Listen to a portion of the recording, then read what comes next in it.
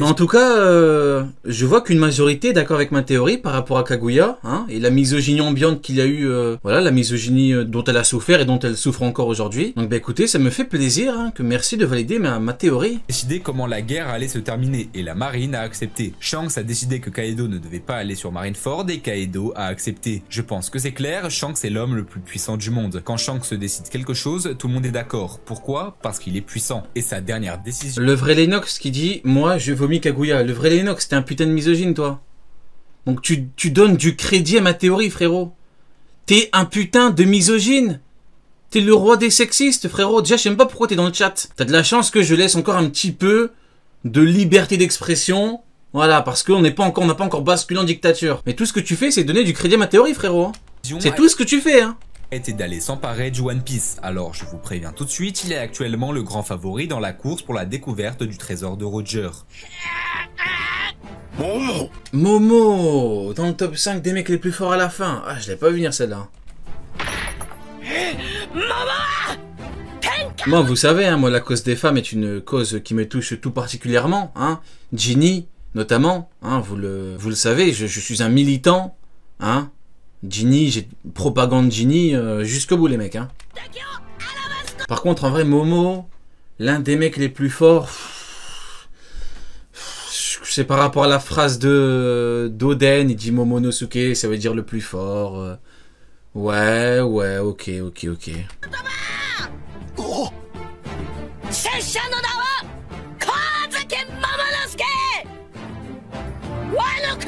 Et Madara dans tout ça? Bah Madara, tout le monde a kiffé, pourquoi? Parce que c'est pas une femme. Voilà. Et oui. Mais si t'avais inversé, si Madara c'était Kaguya et que Kaguya c'était Madara, les gens auraient dit quoi? Ils auraient vomi l'équivalent de Madara, ils auraient dit que c'est incroyable pour l'équivalent de Kaguya. C'est comme ça, mec, c'est... Qu'est-ce que tu veux que je te dise?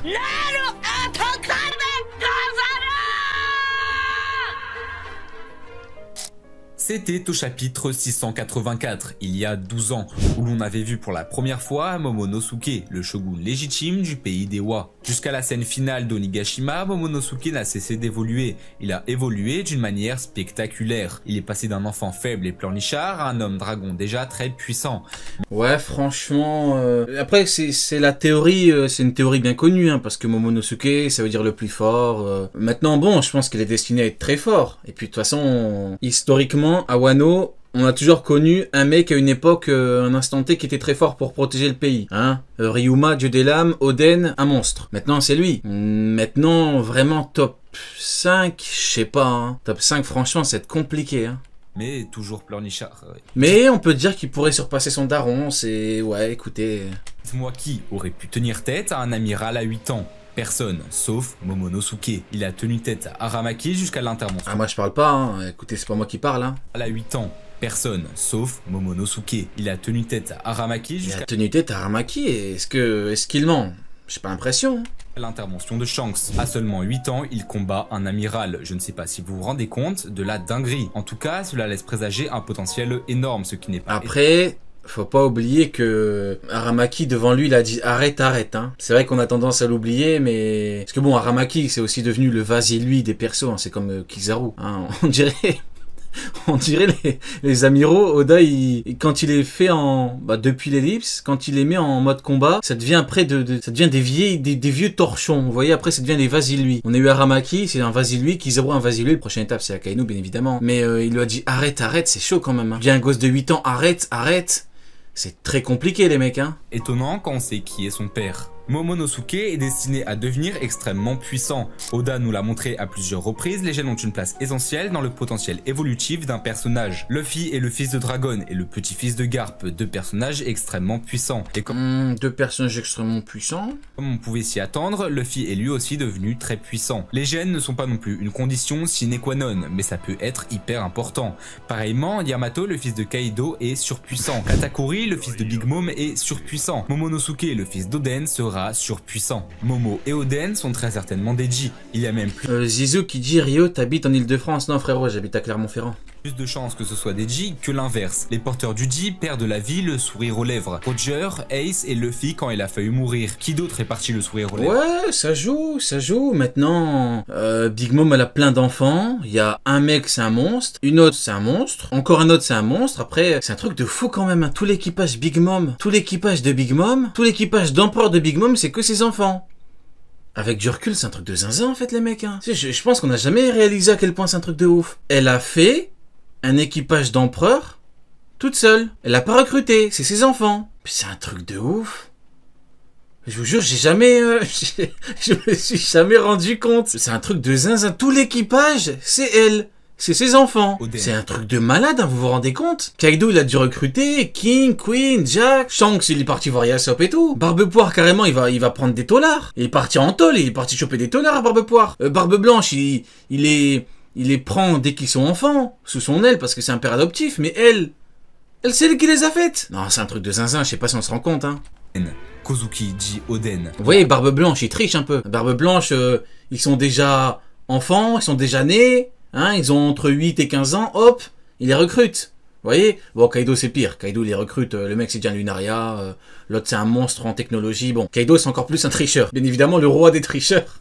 Ça reste haut comme c'est bizarre, Barbe-Poire, hein, qui va direct au niveau 6. Mais Big Mom, incroyable. Hein. Accepté sa mort et il a souri. D'après Barbe Blanche, les Ji peuvent transmettre leur volonté. Les Fours Rouges, Momo et Yamato ont la volonté d'Oden. Oden a transmis sa volonté. D'après tout ça, le vrai nom de Momo est sans doute Kozuki Ji Momonosuke. Vegapunk avait utilisé Kaido pour créer le fruit de Momo. Le fruit de Momo est donc une copie du Uo-Uonomi modèle dragon azur. S'il apprend à l'utiliser, il deviendra imbattable. Le fruit du démon de Kaido combiné a un potentiel immense légué par Oden. La combinaison va faire énormément de dégâts. La puissance de Momo va vous choquer à la fin de One Piece, au moins je vous aurais prévenu. Ah.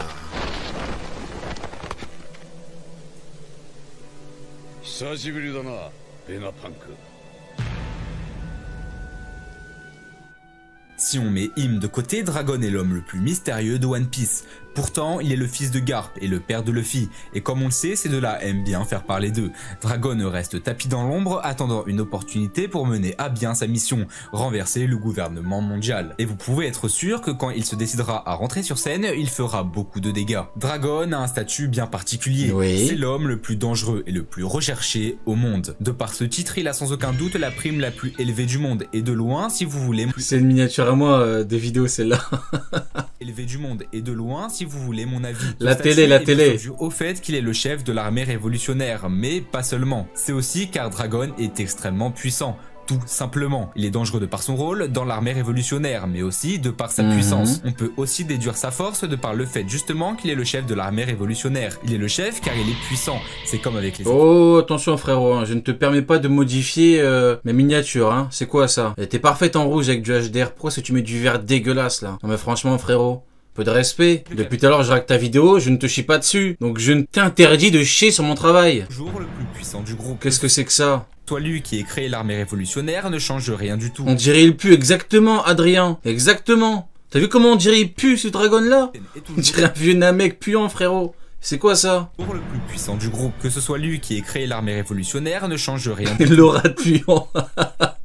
L'aura de crasseux, ils ont dit. Je suis mort. Non, mais je rigole, je le connais pas en plus d'ailleurs, ce frérot-là, mais... Non, ça c'est un bon gars. Le plus puissant, donc il est le chef, parce qu'il tire sa puissance. Déjà, niveau potentiel, c'était forcément incroyable. Il est le fils du héros de la marine et c'est un Ji. Mais on en a déjà pas mal parlé avec Momonosuke. Je ne vais donc pas m'y attarder. On peut s'intéresser au Haki des rois. Dans le roman de Ace, on apprend que le Haki permet de changer le climat, ou en tout cas d'influencer le climat. D'après Shanks, le Haki des rois de Ace s'apparente à des flammes. On a donc un lien entre le Haki des rois et... De toute façon, Shanks, il enflamme son épée. Donc jusqu'à preuve du contraire, il a pas de fruits, Shanks. Donc on n'avait même pas vraiment besoin du roman, mais en vrai. Je veux dire que c'est lié à son fruit. Ça donne du crédit en plus. Et je pense que Shanks est le mieux placé pour parler du Haki. D'ailleurs, Shanks peut enflammer son épée, alors qu'il n'a pas de fruit du démon. C'est donc lié au Haki des rois. C'est canon, ouais, c'est canon, l'épée de Shanks qui s'enflamme.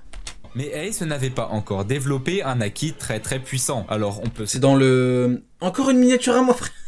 Putain. Demander ce qui se passerait si un homme possédant un Haki extrêmement évolué l'utilisait pour... Encore une. J'ai éclaté. Bon, ça va. Au moins, celle-là, il met pas... Au moins, celle-là, il met pas un filtre vert de puant.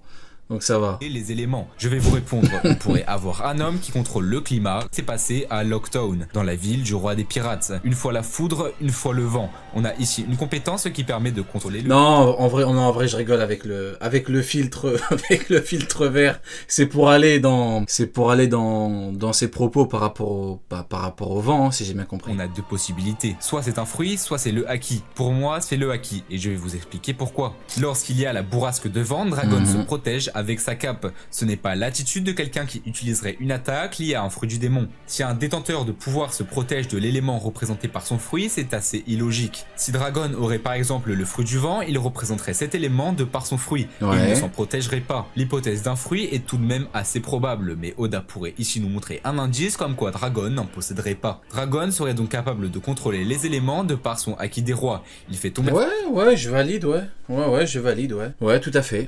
Foudre, On aurait un monstre en haki des rois. Et il envoie des rafales de vent.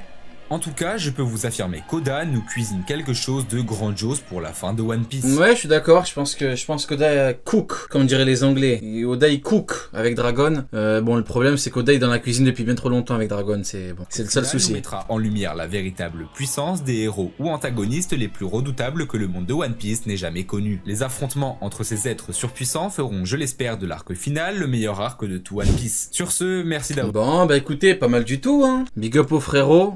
Comment il s'appelle? Locktown. Big up au frérot pour la petite vidéo, franchement sympathique, hein. Franchement, j'ai bien aimé, c'était sympa. Top 10 des persos les plus puissants. Ah, Egghead. Bon, on est plus sur Elbaf maintenant, mais... Est-ce qu'on est assez nostalgique de Kizaru pour react une vidéo où on parle de la puissance de Kizaru? Ça, je me le demande.